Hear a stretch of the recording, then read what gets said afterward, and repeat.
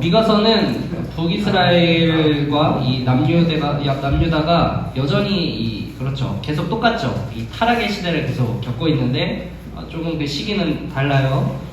오늘 외친 이 미가서가 활동한 시간은 히스기야 왕 때입니다. 그래가지고 누구랑 겹치냐면 이사야, 대선지서를 작성한 이사야랑 활동 시기가 겹칩니다. 그런데 이제 이 이사야는 누구를 대상으로 했냐면 왕과 귀족을 대상으로 이제 말씀을 좀 선포를 했는데, 오늘 이 미가라고 하는 사람은 이제 아래 계층 서민들을 대상으로 이제 메시지를 선포한 그러한 선지자예요. 이 미가라는 이름이 참 좋습니다. 그래서 잠시 이제 둘째 이름을 좀 바꿔볼까 이렇게 해봤는데 안 어울려요. 성미가 남자인데, 그래서 이건 아니다. 네, 미가라는 이름은 여호와 같은 이가 누구냐라는 이름을 가지고 있어요. Who is like 야훼 건데 좋죠? 네. 그래서 그런지 이 미가서에서는 이 불의한 시대, 이 인간이 타락해도 뭐 여호와 같은 분은 없다, 하나님 같은 분은 없다라는 그런 고백이 좀 전체적으로 나와 있습니다. 자, 이 미가서가 인용된 이제 성경들을 좀 찾아봤는데요. 흔치 않게 같은 선지서에서 미가의 말을 인용했습니다. 대선지서인 예레미야서에서 이 미가서의 말씀이 사용된 것을 이제 확인을 할 수가 있는데요. 예레미야 26장 18절에서 이제 선지자들이 미가서 3장 12절의 예언을 사용하면서 이렇게 말해요. 유다 왕 히스기야 시대에 모레셋 사람 미가가 예언하여 이르기를 시온은 밭같이 갈아 엎어질 것이며 예루살렘은 무더기가 되리라, 이렇게 얘기를 합니다. 그러니까 무슨 상황이냐면 예레미야가 남유다가 멸망할 거다라고 이제 선포를 했죠. 그러니까 이 화가 나가지고 이게 무슨 어떻게 증거를 해야 될까? 이게 무슨 막말이냐 하면서 있는데 찾아보니까 어때요? 미가서가 이미 사실은 예언을 했었던 내용이네. 그러니까 죽일 수는 없겠다 하면서 이제 목숨이 살게 되는 그러한 사건이 있습니다. 약 100년 후의 일이거든요. 이 사건이. 그러니까 100년 동안 이 궁정에서 이 미가의 예언들을 보관하고 있었다라는 것을 우리가 알 수 있는 거고요. 더 나아가서 이제 신약에서는 미가서가 어디에서 등장을 하냐면 마태복음에서 등장을 하는데, 동방박사가 헤롯 왕을 찾아옵니다. 왕이 어디 있습니까? 우리가 경배하러 왔습니다. 하니까 헤롯 왕이 우리는 아무도 안 태어났는데 하면서 이제 예언서를 다 뒤지죠. 그때 미가서에서 이제 등장을 하는 거예요. 예수님의 탄생지 어디? 예수님 어디서 태어나셨죠? 베들레헴에 대한 예언이 이 미가서에 나와 있습니다. 그래서 미가서 5장 2절인데 베들레헴 에브라다야 너는 유다 족속 중에 작을지라도 이스라엘을 다스릴 자가 내게서 내게로 나올 것이다, 이렇게 나온 그 말씀이 있는 거예요. 그러니까 이 미가서는 우리 대한민국 사람들에게는 굉장히 인기 없는 그런 소선지서 중에 하나이지만 이스라엘에서는 전통적으로 왕궁에서 보관하면서까지 읽고 가지고 있는 그런 인정받는 선지서였다라는 것을 우리가 알 수가 있는 것이죠. 그 중에서 오늘 본문 이 미가서 6장 8절은 이 미가서에서 가장 핵심 구절로 뽑히는 그런 성경의 말씀입니다. 사람아, 주께서 선한 것이 무엇임을 내게 보이셨나니 여호와께서 내게 구하시는 것은 오직 정의를 행하며 인자를 사랑하며 겸손하게 내 하나님과 함께 행하는 것이 아니냐, 이것이죠. 오늘 본문에서 하나님께서 우리에게 원하는 것이 무엇이다 라고 나와 있죠? 세 가지가 나와 있습니다. 정의, 그리고 사랑, 그리고 겸손이에요. 이 세 가지는 우리 하나님의 백성의 삶의 핵심이자 어떤 신앙의 본질이라고 할 수 있는 아주 중요한 것들이죠. 그래서 오늘 말씀을 통해서 우리는 이 세 가지를 한번 나눠보고자 합니다. 첫째, 정의죠. 정의. 하나님께서는 미가선지서를 통해서 이렇게 말씀하셨습니다. 여호와께서 내게 구하시는 것은 오직 정의를 행하며.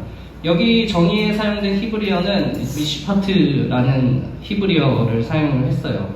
이것은 단순하게 공정하게 재판하거나 불의를 미워하는 태도가 아니라 하나님께서 세상을 창조하시고 다스리는 그 질서, 즉 하나님께서 보시기에 좋은 것, 옳은 것을 회복하는 것을 뜻하고 있어요. 다시 말해서 이 정의라고 하는 것은 단순히 어떤 사람과 사람 사이의 균형을 맞추거나 어떤 불의에 대해서 공정하게 행하는 그것만을 의미하는 것이 아니라 하나님께서 세우신 관계를 다시 바로 있게, 질서 있게 세우는 것을 의미하고 있는 것이죠. 자, 이스라엘 백성이 이 말씀을 들을 때 이들은 굉장히 겉으로 볼 때 어땠죠? 질서 있는 것처럼 보였습니다. 제사를 드렸고요, 절기를 지켰고, 율법을 열심히 구구절절 다 외웠죠. 그러나 이 실상을 들여다보면 가난한 자를 억압하고 있었고, 또 재판관이 뇌물을 받아서 재판을 벌였고, 또 상인들은 속이는 저울, 그러니까 그람수를 더 무겁게 나오는 저울을 사용해서 부당한 이익을 취하고 있는 것이 이 민족의 현실이었단 말이죠.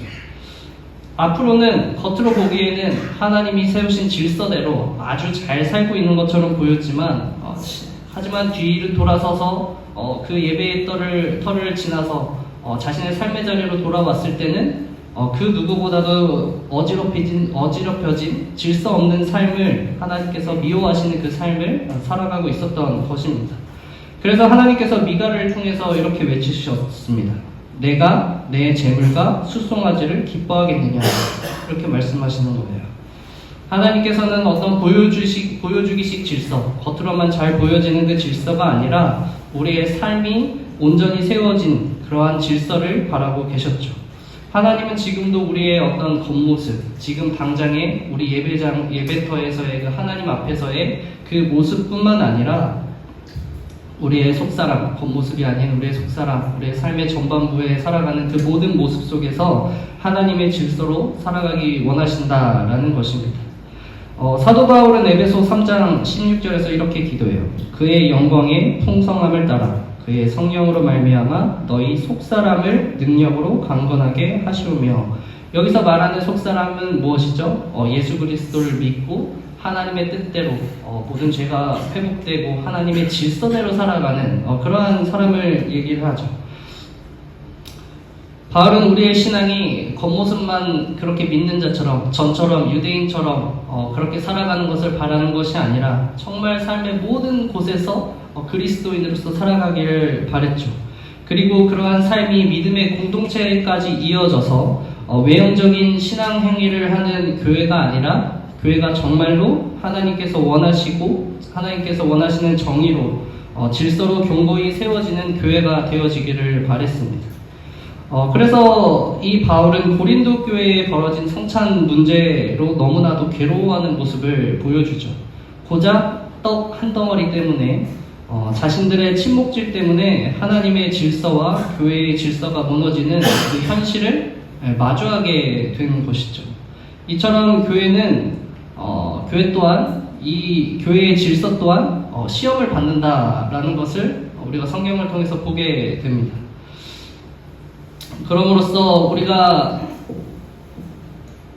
교회를 세상의 질서로부터 지켜낼 것인가, 하나님의 질서를 지키고 세상에게 그것을 내어주지 않을 것인가, 혹은 더 나아가서 교회를 하나님의 질서로 세우고 또 세상 또한 하나님의 질서로 채울 것인지는 우리 그리스도인이 우리의 손에 달려 있다라고 하는 또 무거운 책임감을 가지게 됩니다.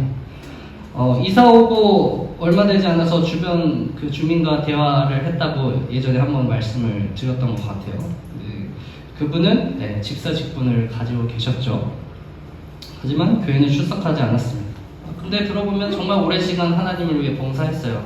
돈도 받지 않고 그림을 그리시는 직업을 했는데, 그림 성경을 만들어서 이제 주일 어린이학교 애들에게 수련회를 하고 또 오후 예배 이럴 때는 또 특별히 나가서 말씀도 전해주시기도 하시고 하시면서, 또 높은 자리만 아니라 주차 봉사 이런 거에서 기쁨을 느끼면서 정말 하나님을 위해서 하는 일이다 하면서 그렇게 기쁘게 했어요. 그런데 이분이 섬기던 봉사했던 사람들이 시기하고 질투하면서 이 집사님을 깎아내리기 시작하고, 또 원로 장로들에게 이제 돈을 주지 않자 이제 그분들이 이제 장로 후보에서 내려버리고, 뭐 담임 목사님들이 시시때때로 그 장로들의 입맛에 따라서 바뀌는 것을 보면서 이 공동체에 대한 회의감을 가지게 되면서 교회를 떠나게 된 것이죠. 사실 저는 진정으로 그분의 했던 그 말들이 지극히 개인적인 관점이기를 바라요. 그러니까 조금은 왜곡된, 실제로는 교회가 그러지 않기를 진심으로 바랍니다. 동시에 우리 교회의 모습이 누군가에게 이렇게 보이지 않기를 바라고, 또 이렇게 되지 않기를 바랍니다. 네, 우리는 오늘의 예배, 기도, 찬송, 그 이전에 우리의 속사람을 조금 들여다보기를 원합니다. 우리는 좀 전에 말한 그 교회처럼 정말로 그런 교회라면 겉으로 신앙인의 옷을 입고 있지만 속으로는 정말 세상의 가치에 물들어 살아가고 있지는 않은지, 하나님은 지금도 우리에게 묻고 계시는 것이죠. 내가 내 재물과 제사를 기뻐하겠느냐? 하나님은 우리의 외적인 행위보다도 그 행위를 가능케 하는 우리의 속사람의 중심을 보고 계신 것입니다. 그래서 우리의 기도는 이렇게 돼야겠죠. 주님, 제 속사람을 주의 정의로 새롭게 하여 주시옵소서. 제 안에 하나님의 질서를 세워 주시옵소서. 그리고 이제 세상으로 나아가서 내가 기뻐하는 것, 내가 옳다 여기는 것, 세상 사람들도 다 인정하고 좋아하는 그러한 선택이 아니라 오직 하나님께서 기뻐하시며 옳다고 하시는 일을 선택하시고 또 도전하시는 그런 여러분들 되시기를 축복드립니다. 네. 두 번째는 사랑이죠. 사랑. 하나님은 우리에게 인자를 사랑하라 라고 말씀하고 계세요. 인자가 뭐죠? 여기서 인자는 사랑입니다. 사랑. 네, 그 딱 들었을 때 뭔가 하나님을 사랑하라 이렇게 보이지만 여기서 사용된 인자는 사람을 사랑하라고 말씀하고 있습니다. 또 여기서 사랑에 사용된 히브리어는 헤세드예요. 헤세드. 많이 들어본 것 같은 히브리어죠. 가끔 이런 매체를 넘기다 보면 가끔 헤세드 이런 단어들이 많이 사용되는 것을 볼 수 있는데, 이 헤세드는 하나님께서 백성과 맺은 그 언약, 변함없고 신실한 그 사랑을 의미해요. 그냥 인간처럼 변하고 뭔가 더 사랑했다, 적게 사랑했다, 뭐 그런 사랑이 아니라 꾸준히 변함없이 항상 우리를 향하신 그 사랑을 의미하고 있습니다. 즉 하나님은 사람과 사람 사이에서도 하나님처럼 서로 변함없이 사랑과 자비를 베풀며 살아가기를 원하신다라는 것을 우리에게 말씀하고 계시는 거죠. 이스라엘 백성은 하나님께서 그 헤세드의 사랑으로 자신들을 사랑한다는 사실을 알고 있었죠. 그들은 그들의 역사를 통해서 뭐 아브라함이 선택된 것, 혹은 뭐 모세를 통해서 출애굽한 사건들, 뭐 그런 일련의 그런 역사적인 사건들을 통해서 그 하나님의 헤세드의 사랑을 경험했습니다. 하지만 시간이 흐르자 그 사랑을 잊어버렸죠. 그렇기 때문에 하나님의 그 헤세드의 사랑에 응답하지 않고 이웃에게 냉정하게 대하고 약자를 돌보지 않았습니다. 점점 하나님께 받은 사랑을 잊어버리는 그러한 신앙인이 되어버린 것입니다. 그런데 우리도 종종 공로 없이 받은 그 하나님의 사랑을 잊어버리고는 해요. 그래서 뭐라도 된 사람 마냥 사랑보다 정죄하고 포용하기보다는 질책하며 살아가죠. 또 뭐가 그렇게 바쁘고 힘겨웠는지 삶에 치인다는 이유로 상처받은 자에게 따뜻한 위로 한마디 건네지 못하고, 또 외로워하는 자에게 손 내밀지 못하고 굶는 자에게 빵 한 조각 나눠주지 못하는 것이 우리의 삶인 것이죠. 이처럼 되돌아보면 언제나 우리는 사랑을 외치죠. 그리고 사랑해야 한다는 것을 다 알고 있지만 정작 사랑하지 못하고 살아가고 있는 그러한 우리의 부족한 그러한 모습들을 보게 됩니다. 우리는 왜 사랑해야 하며 어떻게 사랑해야 하는가? 그것은 성경은 우리가 하나님의 사랑을 먼저 받았기 때문이다라고 말씀을 하고 있습니다. 요한 1서의 4장 말씀인데, 하나님의 사랑이 우리에게 이렇게 나타난 바 되었으니 하나님이 자기의 독생자를 세상에 보내심은 그로 말미암아 우리를 살리려 하심이라. 사랑이 여기 있으니 우리가 하나님을 사랑한 것이 아니요 하나님이 우리를 사랑하사 우리 죄를 속하기 위하여 화목 제물로 그 아들을 보내셨습니다. 사랑하는 자들아, 하나님이 이같이 우리를 사랑하셨은즉 우리도 서로 사랑하는 것이 마땅하도다. 예수 그리스도께서 죄인인 우리를 위해서 대신 죽으심으로 그 헤세드의 사랑을 증명하셨어요. 그리고 그것을 받은 우리는 서로 사랑하는 것이 어떻다? 마땅하다라고 말씀하고 있는 것이죠. 결국 사랑은 선택이 아니라 하나님을 아는 자가 맺는 신앙의 열매인 것이죠. 자연스럽게 하나님을 알면 맺어지는 신앙의 열매인 것입니다. 여러분, 말로만 하나님을 아는 자가 되지 마시고 사랑을 통해서 하나님을 나타내시는 여러분들 되시기를 또한 축복을 드립니다. 그래서 우리를 통해서 차가웠던 그러한 관계들이 따뜻해지고 그 관계 속에서 하나님이 드러나기를 다시 한번 또한 축복드립니다. 마지막 셋째는 겸손이에요. 겸손. 하나님은 우리에게 겸손하게 내 하나님과 함께 행하라 이렇게 말씀을 하고 있죠. 앞서 언급한 정의를 행하고 인자를 사랑하는 삶이 하나님과의 관계 속에서 올바로 세워지기 위해서는 반드시 이 겸손이라고 하는 토대 위에서 토대가 필요합니다.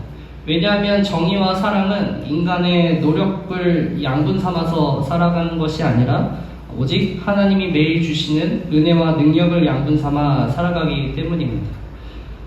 겸손이 무엇이기에 우리에게 은혜와 능력이 될까요?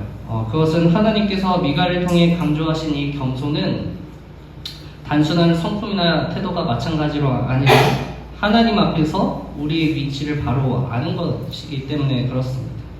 겸손한 사람은 자신이 하나님 없이는 아무것도 아닌 것을 알죠. 그 인식이 어떤 비굴함이나 그런 모습으로 나타나는 것이 아니라 참된 평안함으로 나타나게 됩니다. 교만한 사람들은 모든 것을 스스로 하려고 하기 때문에 불안하지만 이 겸손한 사람은 어떻죠? 하나님께 맡기기 때문에 모든 것이 평안 가운데서 이루어지게 되죠. 그렇기 때문에 이 겸손이라고 하는 것은 내가 주인이 아니다라는 고백과도 같습니다. 내가 주인이 아니라 바로 하나님께서 주인이시기 때문에 모든 일의 중심을 그분께 두는 것, 그것이 겸손의 시작이 되겠죠. 그래서 겸손한 사람은 하루의 시작을 자신이 계획하지 않죠. 우리 일어나면 하루를 계획을 많이들 하시죠. 몇 시에는 뭘 하고 몇 시에는 뭘 하고 몇 시에는 뭘 해서 몇 시에는 뭘 하면 아주 좋은 하루가 되겠구나 이렇게 계획을 하면서 시작하지만 이 겸손한 사람은 오늘 하루 하나님과 함께 걷겠습니다. 하나님과 모든 것을 함께 하겠습니다. 그렇게 고백하면서 하루를 시작합니다. 그래서 하나님께 기도할 때 오늘 어떤 일이 있으니 어떻게 되게 해주시고 무슨 일 가운데서 지키시고 평안하게 해주십시오. 그렇게 기도하는 것이 아니라